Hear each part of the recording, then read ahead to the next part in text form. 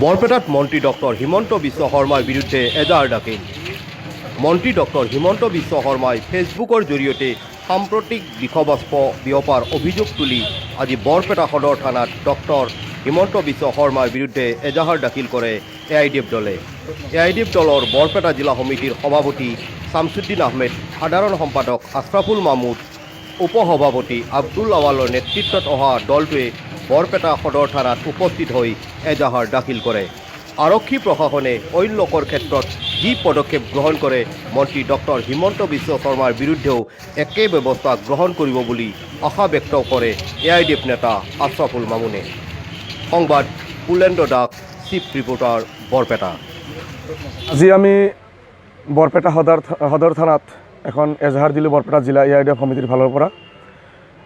আপোনালোকে সকলোৱে জানে যে যোৱা 5 তাৰিখত এআইডিএফ দলৰ সন্মানীয় সভাপতি হজৰত মৌলানা বদৰুদ্দিন আজমল চাহাবে এখন জনসভাত অংশগ্ৰহণ কৰাৰ উদ্দেশ্য এয়াৰপৰ্টত তেখেতে অৱতৰণ কৰিছিল আৰু সেই সময়ত বিভিন্ন বিধায়ক ও আমাৰ দলৰ নেতাসকলৰ সমৰ্থকসকলে আমাৰ দলৰ মহামান্য সভাপতি হজৰত মৌলানা বদৰুদ্দিন আজমল চাহাব জিন্দাবাদ ধ্বনি দিছিল আৰু আমাৰ বিধায়ক আব্দুল আজিজ খান চাহাব তেখেতক জিন্দাবাদ ধ্বনি দিছিল।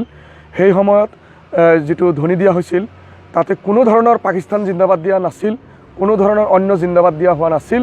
বদৰুদ্দিন আজমল জিন্দাবাদ, আজিজ খান জিন্দাবাদ। আমি লক্ষ্য কৰিছোঁ যে 6 তাৰিখত অসমৰ এজন দায়িত্বশীল মন্ত্ৰী ডক্টৰ হিমন্ত বিশ্ব শৰ্মা ডাঙৰীয়াই তেখেতে নিজৰ ফেচবুক একাউণ্টৰ পৰা আপলোড দিলে যে বদৰুদ্দিন আজমল চাহাবে শিলচৰ বিমানবন্দৰত অৱতৰণ কৰাৰ পিছতেই তাতে পাকিস্তান জিন্দাবাদ দিয়া হ'ল, বদৰুদ্দিন আজমল জিন্দাবাদ দিয়া হয়। আমি বৰপেটা জিলা এআইডিএফ সমিতিৰ ফালৰ পৰা আজি এখন এজাহাৰ দিছোঁ প্ৰশাসনৰ তাত। আমি প্ৰশাসনৰ ওচৰত দিয়াৰ পিছতে তেখেতসকলে আমাৰ কেছটো লৈছে, একচেপ্ট কৰিছে আৰু ৰেজিষ্ট্ৰেশ্যন কৰিব বুলি কৈছে।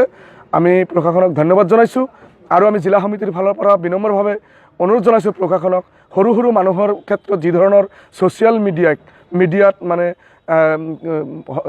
একশ্যন লোৱা হয় তেনেকুৱা ধৰণে হিমন্ত বিশ্ব শৰ্মা ডাঙৰীয়াৰ বিৰুদ্ধেও একশ্যন ল'ব লাগে। তেখেতে অসমৰ এজন দায়িত্বশীল মন্ত্ৰী হৈ অসমত যিটো সাম্প্ৰদায়িক সংঘৰ্ষ লগোৱাৰ কাৰণে ফেচবুকৰ জৰিয়তে তেখেতে যিটো আপলোড দিলে সঁচাকৈ আমি ধিক্কাৰ জনাইছোঁ আৰু ইয়াৰ বাবে গৰিহণা জানিছোঁ। তেখেতক গ্ৰেপ্তাৰ কৰিব লাগে।